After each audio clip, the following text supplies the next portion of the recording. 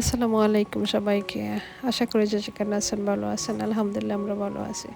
আজকে নতুন একটা রেসিপি নিয়ে হাজির হয়েছি। আশা করি আপনার ভালো লাগবে। আজকে খুব সকাল সকাল থেকে ভিডিওটা শুরু করেছি। দেখি কতটুকু করতে পারি। সকালবেলা ঘুম থেকে উঠে প্রথমে যে একটা করে আমি প্রথমে গার্ডেনে চলে যাই। গার্ডেনে একটু হাঁটতে ভালো লাগে। দেখেন যদিও তোমার কোনো কিছু ভালো লাগে না বা মনটা খারাপ লাগে, গার্ডেনে গেলে মনটা ভালো হয়ে যায়। এই যে পাখির ডাক, গাছপালা সব কিছু দেখতে এত ভালো লাগে, জানি না কেন আমার।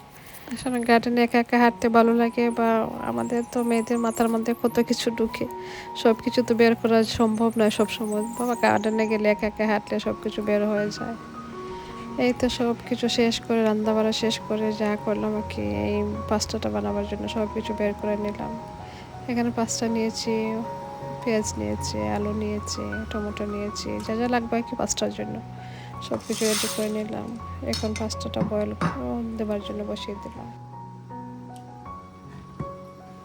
পরিমাণ মতো পানি দিয়েছি, আমি পাস্তা নিয়েছি, অনেকগুলো পাস্তা নিয়েছি, তাই পানিটা একটু বেশি করে দিয়েছি। বসিয়ে গরম পানি দিয়ে দিলাম, লবণ দিয়ে দিলাম, সামান্য একটু তেলও দিয়ে দিলাম, দিয়ে নাড়াচাড়া করে বসিয়ে দিলাম।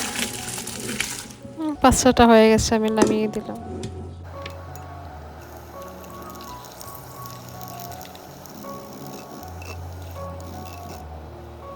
ডিমগুলো আমি ফেটে নিয়েছি, এখন ডিমটা ভেজে নেব। এই তিনটা ডিম ফেটে একসাথে দিয়ে দিচ্ছি, নাড়াচাড়া করে স্ক্রাম্বল বানিয়ে নিচ্ছে। আর ডিমগুলো আমার ভাজা হয়ে গেছে, এখন ডিমগুলো নামিয়ে নিচ্ছি।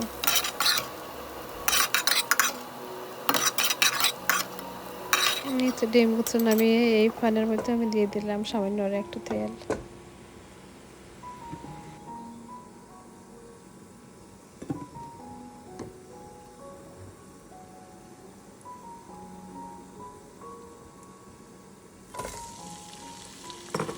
দিয়ে দিলাম কেটে রাখা পেঁয়াজ। পেঁয়াজটা দিয়ে নাড়াচাড়া করে আমি ঢেকে রেখে দেবো। এদিকে আমার পাস্তাটা হয়ে গেছে, পাস্তাটা নামিয়ে নিচ্ছে। পেঁয়াজটা নরম হয়ে আছে, আমি এখন কোনো গুঁড়ো মশলা দেবো না, একটু পরে মশলাটা দেবো।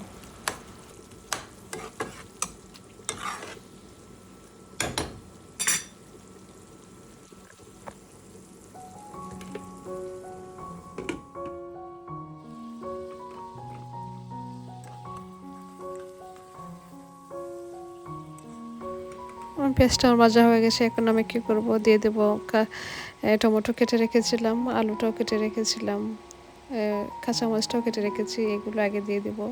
এখন আমি কোনো গুঁড়া মশলা দিব না, এটা নাড়াচাড়ার পর আরও একটু পরে মশলাগুলো দিয়ে দেবো।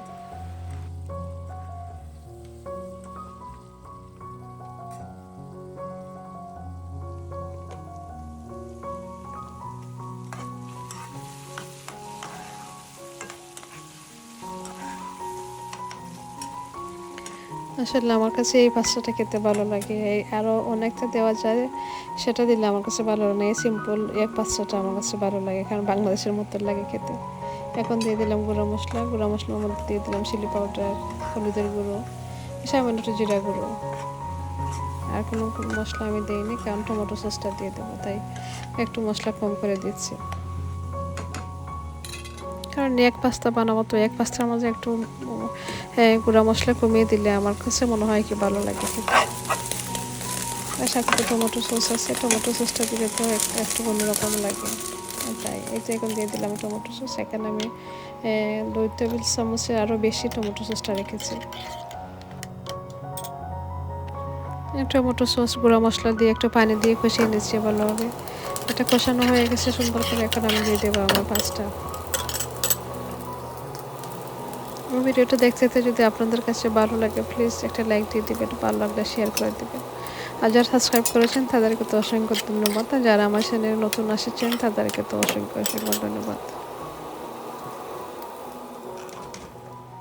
সবার কাছে একটা অনুরোধ রইল, সবাই আমার জন্য দোয়া করবেন। জানি না কেন মনটা আসলে এত খারাপ থাকে, বোঝেন না। আমার একটা কি অভ্যাস হয়েছে জানেন না, একটা কোনো কিছু যদি মাথার মাঝে ঢুকে, মনে হয় কেন একটা বের হয় না, কেন এমন হলো, কেমন হলো হলো, ওটা চিন্তা করতে করতে আমার মাথা নষ্ট হয়ে যায়। বিদেশে আছি, আলহামদুলিল্লাহ ভালো আছি, সব দিকে আল্লাহ সব দিকে ভালো রেখেছেন। বাট আমাদের মন তো সবটা তো আর ভালো লাগে, সবসময় তো সব কিছু ভালো লাগে তাই না। আসলে কোরবানি ঈদটা আসলে মনটা এমনিতে খারাপ হয়ে যায়। আমি যখন দেশে গিয়েছিলাম তখন আমার আম্মা ছিলেন। কোরবানি ঈদটা সামনে ছিল। এদেশ থেকে যখন আমরা যাই সবসময় তো রিটার্ন টিকিট করে যাই।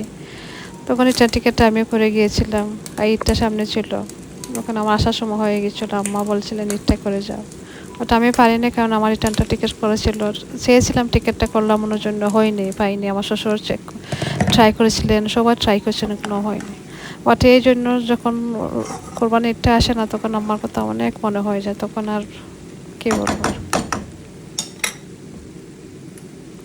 ঈদটা আসলে আমার কথা মনে হয়ে যায় কারণ ঈদ তো আসে সপ্তাহ তো ঠিক আছে বাট আমার আম্মা নেই কি দুনিয়াতে। দেখ বলার তো কিছু নেই সবার আমার আম্মার জন্য দোয়া করবেন আল্লাহ যেন সবসময় ভালো রাখেন ওনাকে। এই তো সবার ভিডিওটা সবাই ভালো থাকবেন সুস্থ থাকবেন আল্লাহ হাফিজ আসসালামু আলাইকুম সবাই ভালো থাকবেন সুস্থ থাকবেন আল্লাহ হাফিজ।